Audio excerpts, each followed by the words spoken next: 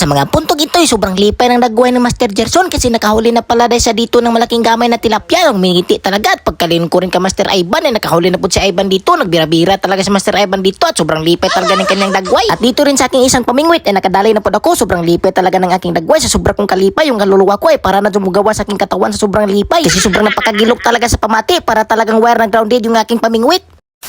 Wasdag mga master, magandang umaga. Sobrang aga nga pala kami dumating sa spot ngayon mga master. At pagkalingon ko sa aking kasama dito si Master Gerson ay nakahuli na pala sa agad. At dahil nasusuyan yung aking dagway, agad-agad ko rin nilagyan ng mga pamain yung aking pamingwit. Tinumul-umul ko na dito yung aking pamain ng murag dagway tait. Hindi na po nadugay-dugay, hagis na para makakita na yung isda. At susubadin niya agad yung aking pamingwit. Sa mga oras na ito, dinali ko talaga andam yung aking mga pamingwit. At sa wakas na may natapos akong mag-andam, tamang antay-antay lang ako dito. At dito na sa kabila ay tinandog-tandog na. Kaya binira ko na at pagtuyok-tuyok ko dito ay may isda nga nadala. Kaya kumuha na naman ako sa aking espesyal na pamain at dinilingin-lingit. Pinauna, dito naman sa aking isang kawil ay tumanog-tandog na naman kaya hinunat ko na at binira. At pagkabira at pagkabunlot ko dito ay kalibay, gamaya man si tilapia nga nakuha na ko ay ako'y naluluoy talaga kaya agad-agad ko siyang pinagawalan. Sabi naman niya, salamat ya. At bigla na naman akong napalingon kay Master Gerson kasi sumigaw siya sa akin na nakahuli na naman siya. Pinapasuya ni talaga ako. Swertehon talaga dagway itong taong ito at pagkaling ko dito sa aking isang pamingwit, itinugtuyo ko na rin kasi nagkurug-kurug na talaga at pagkarsa ko dito kalibay, gamaya man sa kong huli. Ay, sabi ko sa isda, wag ka nang umistorya, sibat ka na. At pagkatingin ko rin sa aking isang kawil ay agad-agad ko ring binunlot kasi binarabira na ng isda. At pagkabunlot at pagkabira ko dito at pagkatingin ko sa huli, kalibay mo ora man ikadakwa ganiha. So okay man jud ako sa mga maliit na gagmem sa kunsaon. Ay, bigla na naman akong napatingin sa pamingwit ni Master Gerson kasi nakahuli na pala ng isda kaya dinali ni Master Ivan og retrieve yung isda. Kasi iniwanan muna ni Master Gerson yung kanyang pamingwit kasi nalibang muna siya sa kalibunan. Nangatawa talaga yung dagway naming dalawa ni Master Ivan kasi malaki-laki na yung nahuling tilapia. At sabi ko kay Master Ivan, dahil bakante pa yung aking sudlanan Master Ivan, dito mo lang yan ilagay. Sabi naman sa akin, o sige.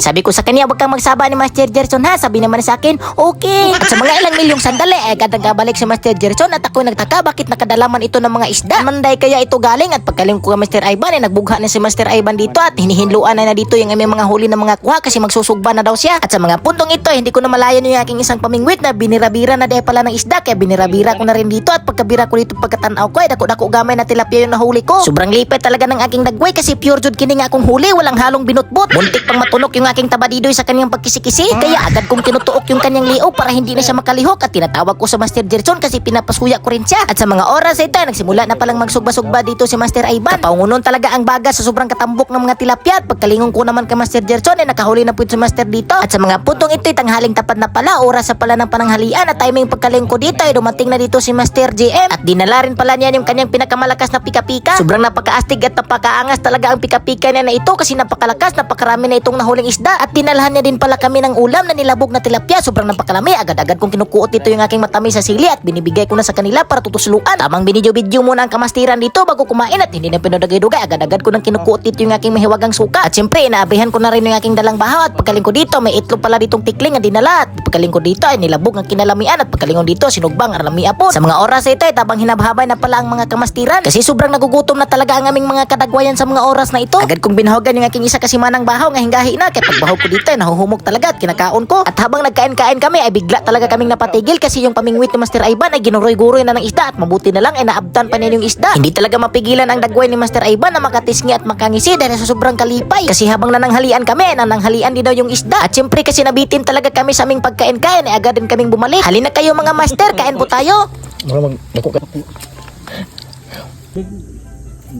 Kritik. Nah, pimurin tira.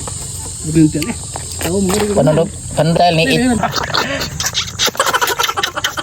At sa mga puntong ito ay natapos na pala kami sa aming pagkain-kain at agad-agad akong bumabalhin dito sa kanilang pinagpipwestuhan kasi parang napakaswerte talaga itong pwesto na ito. Nisaliot-ot talaga ako sa kanilang dalawa dito bisag wala na lugar balang magkagubot-gubot yung aming pamingwit. Agad na naman akong napalingon kay Master Ivan kasi grabe nakahuli na po siya. Grabe talaga tisngi yung kanyang dagway. Sobrang lipay talaga ng kanyang dagway. Sobrang lipay talaga kasi tilugo na daw yung nahuli na naman niya. At agad namang nasundan ni Master Gerson. Pinapasuya na naman niya ako kasi malaki-laking gamay na naman na tilapia yung nahuli niya. Pinapatanaw pa talaga nila ako og mayo. Sobrang nakaramdam na talaga ng kasuya yung aking dagway. Kasi sadyang kanilang pamingwit lang talaga yung mga tinutukob ng isda. Yung aking pamingwit ay wala talagang isda na tumutukob. At napalingon na naman ako kay Master Ivan kasi nakahuli na naman siya. Sobrang napakaswerte talaga ng dagway ni Master Ivan ngayong araw. Grabe talaga itong kamaster natin na ito. Hindi siguro ito naliligo ba kaya nakapakaswerte niya. Kinatakatawaan na talaga ang mga mamaw na tilapia. At pinalapit na naman ako ni Master Gerson kasi pinapatingin na naman ako sa kanyang mga good size na mga huli. Sobrang tuwa talaga ng kanyang dagway. Nagisi talaga. At pati yung huli ni Master Ivan tiningnan ko rin. Grabe napakadagko talaga ng mga huli ni Master Ivan. At ito rin pala yung mga nahuli ni Master GM sa kanyang pagpika-pika. Napakaastig talaga ng pamika niya na ito. At agad ko na rin tiningnan yung aking huli dito. Kalibay, gudohar gyud kabuk yung aking nakayanan. Pero wag kayong maingay ha, kasi isa lang yung totoo sa akin dito. Pero okay lang ito kahit dalawa lang, kasi dagko-dagko ng pud gamay. At hanggang dito lang po muna ako mga master. At syempre, wag niyo po akong kalimutang i-follow at i-share yung aking video. Maraming salamat!